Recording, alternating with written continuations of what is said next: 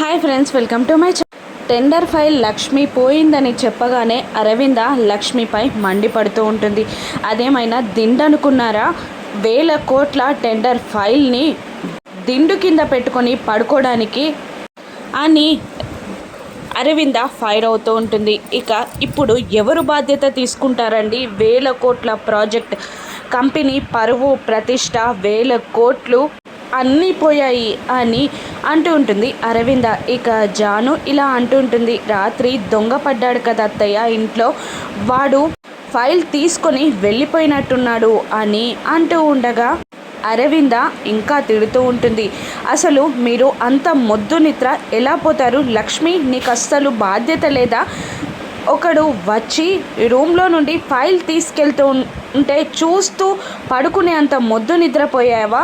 మిత్ర, నీకైనా బుద్ధి లేదా అని తిడుతూ ఉంటుంది. ఇక లక్ష్మి, సారీ అత్తయ్య గారు, ఇలా జరుగుతుందని అనుకోలేదు. ఆయన పడుకున్నారు, సంఖ్యలతో లేవలేక ఫైల్ని దిండు కింద పెట్టుకొని పడుకున్నాను అని సంజయ్ శ్రీ చెప్తూ ఉంటుంది లక్ష్మి.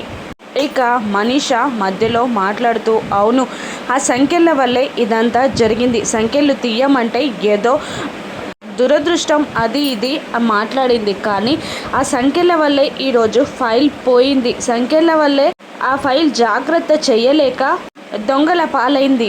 ఇదంతా లక్ష్మి ఆడుతున్న నాటకం అని మనీష అనగానే లక్ష్మి, మిత్ర ముఖం చిట్లిస్తారు. ఇక మిత్ర, లక్ష్మి తప్పేమీ లేదమ్మా, నాదే తప్పు.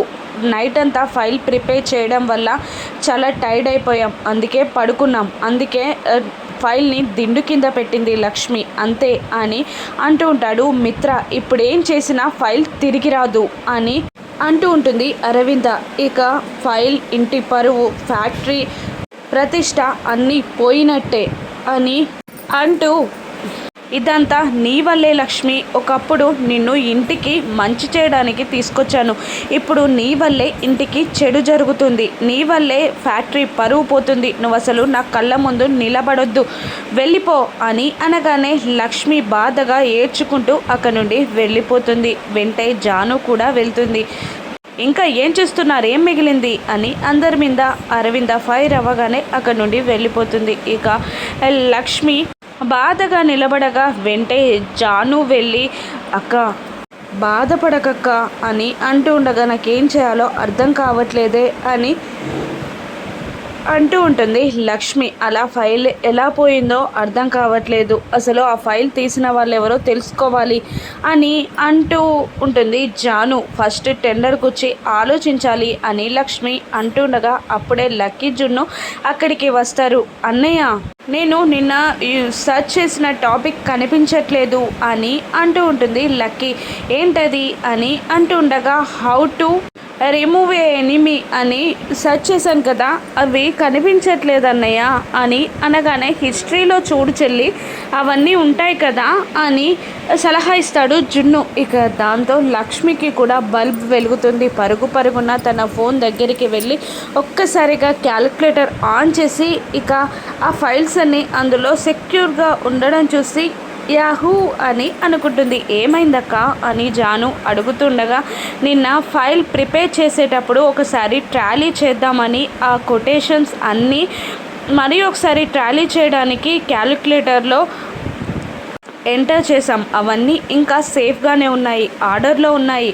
దీంతో మనం ఫైల్ని రీక్రియేట్ చేయొచ్చు అని అంటూ ఉంటుంది లక్ష్మి. ఇక పదక్క, బావగారికి చెప్దాం అని అంటూ వాళ్ళు పరుగున కిందికి దిగి రాబోతూ ఉంటారు. మరోవైపు మనీష సరియుకి ఫోన్ చేసి ఇంట్లో జరిగిందంతా చెప్పగానే సరియు సంతోషపడుతూ ఉంటుంది. కానీ ఒకటి, వాళ్ళు ఇంట్లో నుండి బయటికి రాకుండా, కొటేషన్ ఆఫీస్కి వెళ్ళకుండా చూసుకో. ఒకవేళ ఏది చేసైనా మిత్ర అక్కడికి వస్తే ఏదైనా తారుమారు చేసి బిట్ వేసి ప్రాజెక్ట్ దక్కించుకుంటాడు. అంతేకాదు, అక్కడికి వస్తే నేను మిత్ర కొటేషన్ని కాపీ చేశానని కూడా తేలిపోతుంది అని అంటూ ఉంటుంది సరియు. అలాగే వాళ్ళు ఇద్దరు ఇంట్లో నుండి కదలకుండా నేను చూసుకుంటా అని మనీష హామీ ఇస్తుంది. మరోవైపు అరవింద మిత్ర జయదేవ్ నందన్లపై మండిపడుతూ, ఆ మినిస్టర్ మనకు స్పెషల్గా పిలిచి ప్రాజెక్ట్ ఇచ్చారు, కానీ మన చాతగానితనం వల్ల